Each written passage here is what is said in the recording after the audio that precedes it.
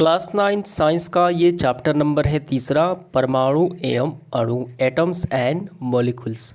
तो इसके हम लोग अभ्यास के प्रश्नों को संपूर्ण रूप से हल करेंगे। तो ये रहा अभ्यास के प्रश्न। कुल प्रश्नों की संख्या 11 दी गई है, तो सभी प्रश्नों को हम इस वीडियो में हल करेंगे। तो आइए शुरू करते हैं। इसका प्रश्न क्रमांक पहला, 0.24 ग्राम ऑक्सीजन एवं बोरान युक्त यौगिक के नमूने में विश्लेषण द्वारा यह पाया गया कि 0.096 ग्राम बोरान एवं 0.114 ग्राम ऑक्सीजन है।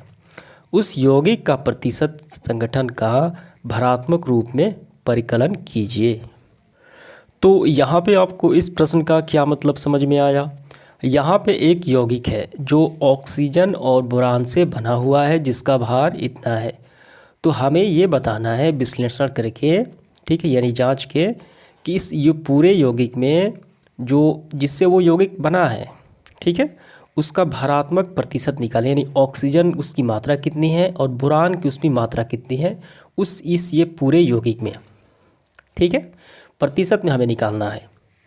भार तो दिया गया है, देखिए, जिससे वो बना है यौगिक बोरान से बना है और ऑक्सीजन से बना है, तो भार दिया गया है, लेकिन ये भार जो है इस पूरे में इसका प्रतिशत कितना है वही हमें निकालना है। तो सबसे पहले देखिए ये जो यौगिक है कितनी उसकी मात्रा है वो पहले लिखेंगे। तो यहाँ पे देखिए कुल यौगिक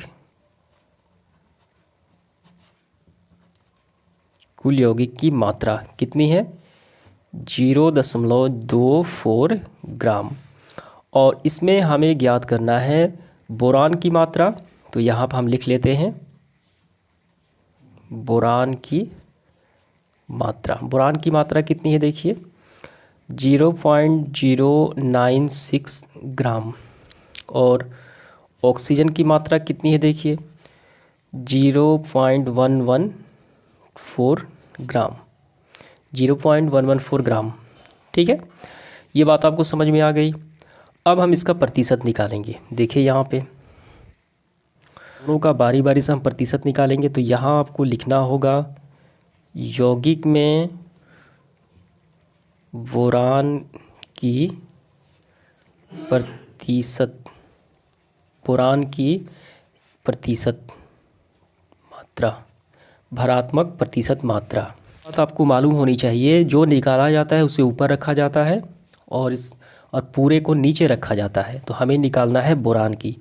तो बोरान की मात्रा देखिए कितना है, बोरान की मात्रा है 0.096, इसे ऊपर रखेंगे। और कुल यौगिक की मात्रा देखिए यहाँ पे है, हमने लिखा है यहाँ पे 0.24। हमें प्रतिशत निकालना है तो 100 से गुणा हो जाएगा। इतना आपको समझ में आ गया। तो यहाँ पे ध्यान देना है आपको। ऊपर देखिए हम दशमलव को हटाएंगे तो 3 अंक पे है, 1 2 3, तो ऊपर आ गया ऐसे, ऊपर 96 है, तो इसका कोई महत्व नहीं। और ये 3 अंक पे दशमलव है, तो दशमलव हट जाएगा तो 1000 हो जाएगा। बटे में देखिए ये क्या है, ये 24 है, तो हम लिखेंगे 24, और बटे में इसका दशमलव हटेगा तो 100 हो जाएगा, ठीक है। काफ़ी आसान तरीके से हम लोग इसको तोड़ दिए, और यहाँ पे ये 100 से गुणा होगा। तो ये जो पूरा जो ऊपर जाएगा, तो ये ऊपर जाता है तो भाग होगा तो ये पलट जाता है। तो आइए इसको हम लोग यहाँ पे लिखते हैं। तो ऐसे होगा 96/1000, और ये पलट जाएगा, ऊपर जाएगा तो 24 नीचे आ जाएगा, तो ऊपर होगा 100 और यहाँ पे 24, और ये गुणा जो है ये 100 ये साथ में कैंसिल आउट, 0000 कैंसिल आउट। अब यहाँ देखिए 24 से ये 4 बार में कैंसिल आउट होगा, 4 बार में हो गया। तो यहाँ पे क्या बचा पूरा, यहाँ पे बचा 4, और ये क्या बचा 10, और यहाँ पे 100, 10 बार में कैंसिल आउट, 10 चौक 40, तो ये हो गया 40%। इस पूरे यौगिक में 40% क्या है, बोरान की मात्रा है प्रतिशत में। ये समझ में आ गया आपको। अब हम निकालेंगे ऑक्सीजन की प्रतिशत मात्रा ऐसे ही। तो ऐसे आपको लिखना होगा यौगिक में ऑक्सीजन की प्रतिशत मात्रा। तो जिसे निकाला जाता है उसे ऊपर रखा जाता है। ऑक्सीजन के देखिए कितना है 0.144 ग्राम, तो 0.144 ग्राम, और कुल कितना है 0.24, ठीक है। और प्रतिशत निकालना है तो 100 से गुणा हो जाएगा। तो देखिए हम दशमलव हटाएंगे तो ऊपर कितना है बचा 144 हो गया, और 3 अंक पे दशमलव है तो 1000। और देखिए हम इसको देखिए, और बटे में क्या है 24 दशमलव हटा तो ये 100 हो गया, और ये 100 साथ हो रहा है गुणा। अब इसके बाद देखिए यहाँ पे हल करते हैं तो ये ऊपर जाएगा तो ये पलट जाएगा, तो 144 बटे 1000, ये पलट गया, 100 ऊपर चला जाएगा और 24 नीचे, 0 0 कैंसिल आउट, और ये 100 गुणा में हो रहा है तो ये कितने बार में कटेगा 24 6 बार में 144। तो यहाँ पे कितना बचा, यहाँ पे 6 और ये 10 बचा, और ये 10 बार में कैंसिल आउट, 10 छक 60%। 60% क्या है ऑक्सीजन है उस पूरे यौगिक में। तो ये समझ में आ गया आपको। तो चलिए देखते हैं इसका अगला प्रश्न क्रमांक दूसरा। तो इसके बाद दूसरा प्रश्न देखिए, 3.0 ग्राम कार्बन 8.00 ग्राम ऑक्सीजन में जलकर 11.00 ग्राम कार्बन डाइऑक्साइड निर्माण करता है। जब 3.00 ग्राम कार्बन को 50.00 ग्राम ऑक्सीजन में जलाएंगे तो कितने ग्राम कार्बन का निर्माण होगा, यानी कार्बन डाइऑक्साइड का निर्माण होगा। आपका उत्तर रासायनिक संयोग के किस नियम पर आधारित है। तो सबसे पहली बात आपको ये सवाल ध्यान से समझना है। यहाँ देखिए कि पहले कार्बन की मात्रा कितनी है 3.0 ग्राम, अर्थात 3 ग्राम कार्बन को 8 ग्राम ऑक्सीजन में जलाने से 11 ग्राम कार्बन डाइऑक्साइड बनता है। तब अब यहाँ पे कहा गया है कि अगर हम 3 ग्राम कार्बन को, यानी इतने ही कार्बन को ऑक्सीजन यहाँ 8 ना होके 50 ग्राम ऑक्सीजन में जलाएंगे तो यहाँ कार्बन की मात्रा कितनी हो जाएगी। यहाँ 8 में जलाने पर यहाँ बना था 11, तो 50 ग्राम में इतने ही कार्बन को जलाने में कितने कार्बन डाइऑक्साइड का निर्माण होगा, यही बताना है। और ये नियम किस पे आधारित है, तो यहाँ देखिए 3 ग्राम कार्बन 8 ग्राम ऑक्सीजन में संयोग करके क्या बनाता है 11 ग्राम कार्बन डाइऑक्साइड। लेकिन यहाँ हम 3 ग्राम कार्बन को, कार्बन ऑक्सीजन की मात्रा बढ़ गई, 50 ग्राम ऑक्सीजन में जलाएंगे तब भी उतना ही, यानी 11 ग्राम कार्बन डाइऑक्साइड ही बनेगा। इसका कारण ये है कि ये द्रव्यमान अनमर्षकता यानी द्रव्यमान के स्थिर अनुपात के नियम पे आधारित है, ठीक है। तो ये बात लिखनी है, और ये जो नियम पूछा जा रहा है तो यही हो गया, ये द्रव्यमान के स्थिर अनुपात नियम पे आधारित है। प्रश्न क्रमांक तीसरा इस प्रकार है, बहुपरमाणुक आयन क्या होते हैं, उदाहरण दीजिए। तो इसका आंसर इस प्रकार है, परमाणुओं का वह समूह जो आयन की तरह व्यवहार करते हैं बहुपरमाणुक आयन कहलाते हैं। जैसे हो गया कार्बोनेट आयन, इस पे 2 ऋण चार्ज है, और इसके बाद सल्फेट आयन SO4 डबल ऋण चार्ज है, और ये धन है। अमोनियम आयन यानी प्लस और माइनस दोनों प्रकार के आवेश होने चाहिए, तो वो बहुपरमाणुक आयन कहलाते हैं। चलिए इसके बाद देखते हैं चौथा प्रश्न। प्रश्न क्रमांक 4 में हमें निम्नलिखित के रासायनिक सूत्र लिखें, यानी रासायनिक सूत्र लिखना है। पहला देखिए मैग्नीशियम क्लोराइड, इसका हो जाएगा MgCl2। दूसरा है कैल्शियम क्लोराइड CaCl2। तीसरा कॉपर नाइट्रेट CuNO3 यानी Hol2। इसके बाद D number aluminium chloride AlCl3। ई नंबर कैल्शियम कार्बोनेट CaCO3। चलिए इसके बाद पांचवा प्रश्न। प्रश्न क्रमांक 5 में निम्नलिखित यौगिकों में विद्यमान तत्वों के नाम लिखें। यहाँ पे यौगिक दिया गया है और जो जो तत्व शामिल हैं उनका नाम लिखना है।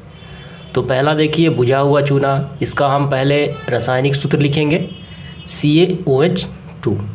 तो इसमें कौन से शामिल है देखिए, पहला है कैल्शियम, उसके बाद ऑक्सीजन, इसके बाद हाइड्रोजन, बस यही आपको नाम लिखना है। दूसरा हाइड्रोजन ब्रोमाइड, इसका होता है HBr, इसमें हाइड्रोजन है और ब्रोमीन है, हाइड्रोजन और ब्रोमीन। तीसरा बेकिंग पाउडर अर्थात खाने वाला सोडा NaHCO3, इसमें कौन से तत्व शामिल हैं, पहला है सोडियम, हाइड्रोजन, ठीक है, और इसके बाद कार्बन और ऑक्सीजन। सोडियम, कार्बन, ऑक्सीजन और आपको हाइड्रोजन भी लिखना है, हाइड्रोजन। डी नंबर देखिए पोटेशियम सल्फेट, इसका फॉर्मूला होता है K2SO4। पहला इसमें शामिल है पोटेशियम, इसका संकेत K है, S मतलब सल्फर, ऑक्सीजन, 3 तत्व इसमें शामिल है। तो इस तरीके से यह प्रश्न क्रमांक 5वां समाप्त हो जाता है। प्रश्न क्रमांक 6 इस प्रकार है, निम्नलिखित पदार्थों का मोलर द्रव्यमान परिकलन करें। तो पहला देखिए एथाइन, इसका सूत्र होता है C2H2। तो सबका हमें फॉर्मूला लिखना होगा C2H2। तो इसमें किया जाता है कि जो इसमें तत्व शामिल है उसका परमाणु भार और जितनी बार शामिल है उसको गुणा कर दिया जाएगा, और जो जो तत्व शामिल है उसको ऐड कर दिया यानी जोड़ दिया जाएगा। कार्बन देखिए, कार्बन का परमाणु भार कितना होता है, 12 होता है। 2 कार्बन है तो 2 से गुणा हो गया, प्लस बीच में देना है क्योंकि अलग तत्व हो जाएगा, प्लस हाइड्रोजन यानी इसका होता है 1 और ये 2, तो 12 + 2 कितना हो गए, 12 दूनी 24, प्लस में यहाँ पे 2 है, ये 26 ग्राम। आपको ग्राम लिखना है तभी ये मोलर द्रव्यमान को परिकलित करेगा, ग्राम में लिखना है। दूसरा है सल्फर अणु, सल्फर का परमाणु द्रव्यमान होता है 32, लेकिन यहाँ पे 8 है, तो 32 × 8, 8 दूनी 16 के 6 हासिल 1, 18 के 24 1 25 यानी 256 ग्राम। 3 नंबर में है फास्फोरस अणु P4, फास्फोरस का परमाणु द्रव्यमान 31, लेकिन यहाँ पे 4 फास्फोरस है तो 4 से गुणा हो जाएगा, 4 एकम 4, 4 तिहाई 12 यानी 124 ग्राम। आपको ग्राम हमेशा लगाने हैं सब में। डी नंबर में है हाइड्रोक्लोरिक एसिड, तो यहाँ देखिए हाइड्रोजन का 1 × 1, ठीक है, परमाणु द्रव्यमान 1 और 1 से गुणा होगा, प्लस यहाँ पे देना है, उसके बाद Cl यानी क्लोरीन, तो इसका होता है 35.5 और यहाँ पे 1 से गुणा होगा, तो दोनों को ऐड करने पर आएगा 36.5 ग्राम। ई नंबर में है नाइट्रिक एसिड, तो यहाँ पे देखिए H हाइड्रोजन का 1 × 1 प्लस नाइट्रोजन का 14 × 1 और हाइड्रोजन का होता है 16, लेकिन 3, 16 तियाँ 32, यहाँ पे 16 तियाँ, यहाँ पे देखिए सबको ऐड कर देंगे, 1 यहाँ पे 14 और यहाँ पे 48, तो आ जाएगा 63 ग्राम। तो इस तरीके से ये प्रश्न क्रमांक 6 समाप्त हो जाता है। आइए इसके बाद देखते हैं 7वां प्रश्न। 7 नंबर प्रश्न में हमें निम्न का द्रव्यमान ज्ञात करना है। काफ़ी आसान प्रश्न है, सी तक प्रश्न दिया गया है। पहला देखिए 1 मोल नाइट्रोजन परमाणु, तो आपको करना क्या है कि 1 मोल तो लिखना है और यहाँ पे नाइट्रोजन का द्रव्यमान लिखना है बस।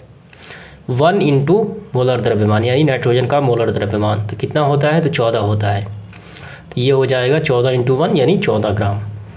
इसके बाद 4 मोल एल्युमिनियम परमाणु, तो 4 तो होगा, तो एल्युमिनियम का मोलर द्रव्यमान, एल्युमिनियम का द्रव्यमान कितना होता है, 27 होता है, ये गुणा हो जाएगा, 27 चौके 108 ग्राम।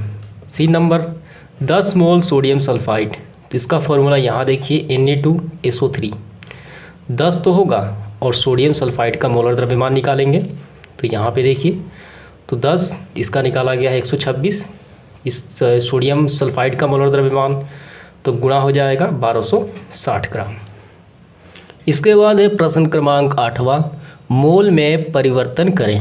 पहला देखिए 12 ग्राम ऑक्सीजन गैस, तो मोल निकालने का जो सूत्र होता है, मोलों की संख्या बराबर दिया गया द्रव्यमान प्लस में उस तत्व या यौगिक का मोलर द्रव्यमान।